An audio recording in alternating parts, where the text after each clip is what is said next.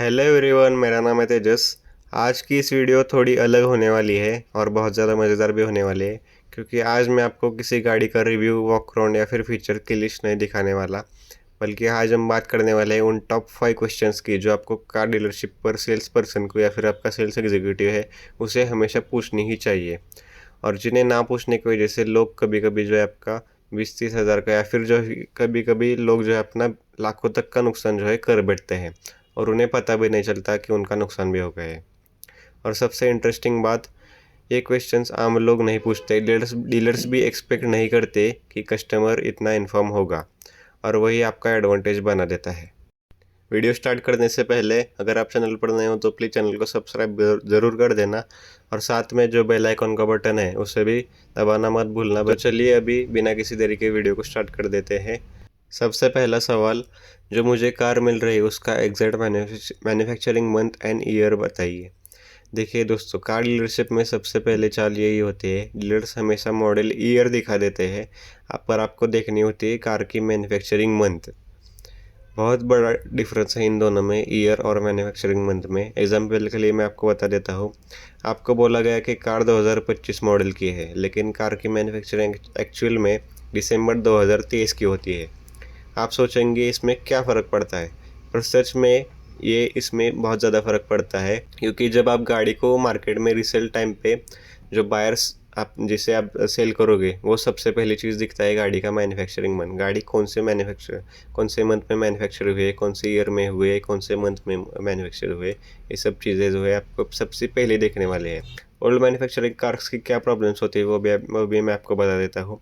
Tyres का compound जो है वो आपका हार्ड हो जाता है, ट्री जो है आपकी हाफ डेड कंडीशन में होती है, बर्ड के पार्ट्स जो होते हैं वो आपका ड्राई हो जाते हैं, केबिन का जो सिलिका जेल है वो एक्सपायर हो जाता है, गाड़ी के अंदर रैटलिंग की नॉइज शुरू हो जाती है, पेंट में माइक्रो फेडिंग शुरू हो सकती है, रीसेल वैल्यू भी गाड़ी की ऑटोमेटिकली गिर जाती है। 30,000 रुपये से 70,000 रुपये तक की गाड़ी की रीसेल वैल्यू जो है डाउन होने वाली है। इसलिए कार डीलरशिप में एंट्री करते ही सबसे पहला सवाल पूछिए, आपका गाड़ी का VIN नंबर आप उनसे मांग लीजिए, ताकि आपके साथ ये स्कैम ना हो सके। अब बढ़ते हैं दूसरे सवाल की तरफ। दूसरा सवाल आपको पूछना है, जो कार मुझे डिलीवर होगी क्या वो शोरूम की डिस्प्ले वाली तो नहीं है। ये क्वेश्चन आपको ज़रूर पूछना चाहिए, क्योंकि क्या होता है, सारे डीलर्स क्या करते हैं, डिस्प्ले के कार्स भी जो होती है वो भी बेचने के लिए ही होते हैं।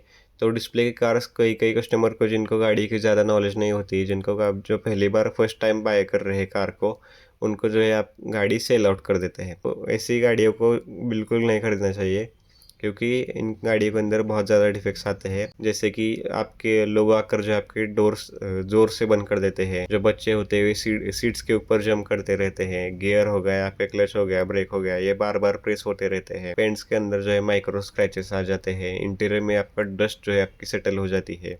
उनको क्या करते हैं, गाड़ी को पॉलिश वगैरह करके एकदम ब्रांड न्यू चमका कर दे देते हैं, और गाड़ी को सेल आउट कर देते हैं। तो ऐसी गाड़ियों से आपको बचना चाहिए। तीसरा सबसे बड़ा सवाल आता है, जिसमें कंपनी का सबसे ज़्यादा फायदा रहता है, जो है एक्सेसरीज का पार्ट। इस पार्ट में आपको हर कोई जितने भी डीलरशिप है वो सारे आपको डीलरशिप आपको सेल आउट, जो अपनी एक्सेसरीज है गाड़ी के साथ जो आपको मिल सकती है, जो शोरूम पर अवेलेबल है, वो सारे एक्सेसरीज आपको जो है सेल आउट करने की पूरी कोशिश करेगा। लेकिन आपको देखना होगा कि ये एक्सेसरीज जो है आपको कंपलसरी नहीं होती। किसी चीज़ का आप ध्यान रखिए, एक्सेसरीज जो है कोई भी कंपनी या फिर कोई भी डीलरशिप आपको कंपलसरी कर रही है तो कंपलसरी ऐसा कुछ भी नहीं होता।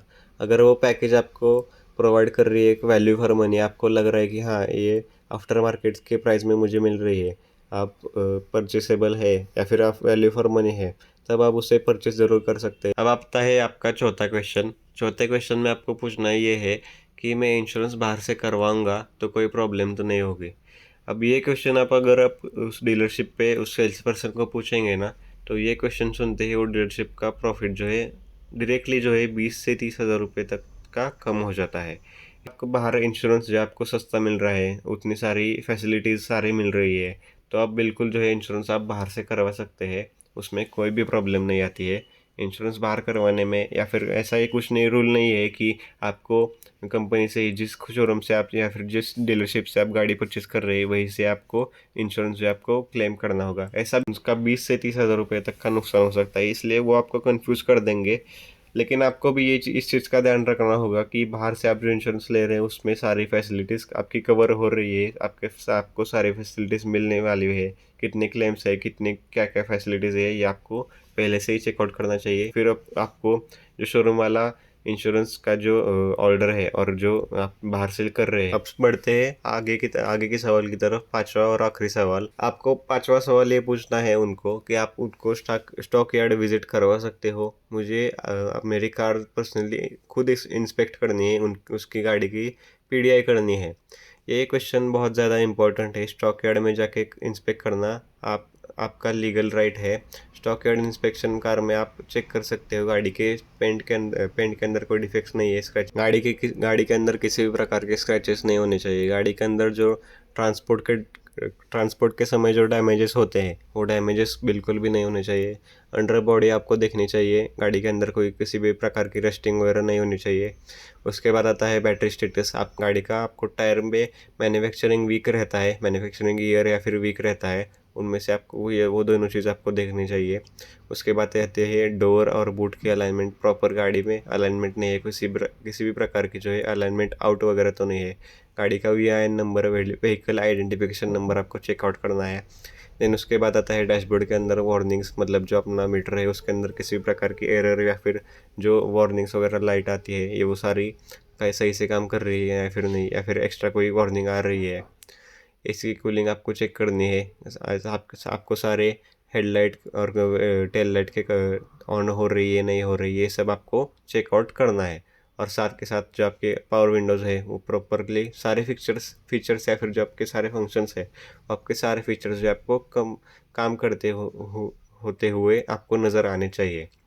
और उसके बाद आता है सबसे इम्पोर्टेंट पार्ट, वो है माइलेज का, मतलब गाड़ी किलोमीटर कितनी होनी चाहिए। ज़्यादा से ज़्यादा गाड़ी जो है 50 किलोमीटर तक जो उसकी रनिंग जो है होनी चाहिए, उससे ऊपर नहीं होनी चाहिए। अगर होती है तो आपको उसका वैलिड रीज़न भी उनसे पूछना चाहिए। तो ये थे आपके ये 5 सवाल जिससे आपको अपने डीलरशिप पे पूछने चाहिए। तो कैसी लगी आपको आज की ये वीडियो, हमें कमेंट सेक्शन में ज़रूर बताएं। और प्लीज़ आप अगर चैनल पर नए हो तो प्लीज़ चैनल को सब्सक्राइब जरूर कर देना। थैंक यू, आज के लिए बस इतना ही। मिलते हैं अगली वीडियो में। Thank you so much.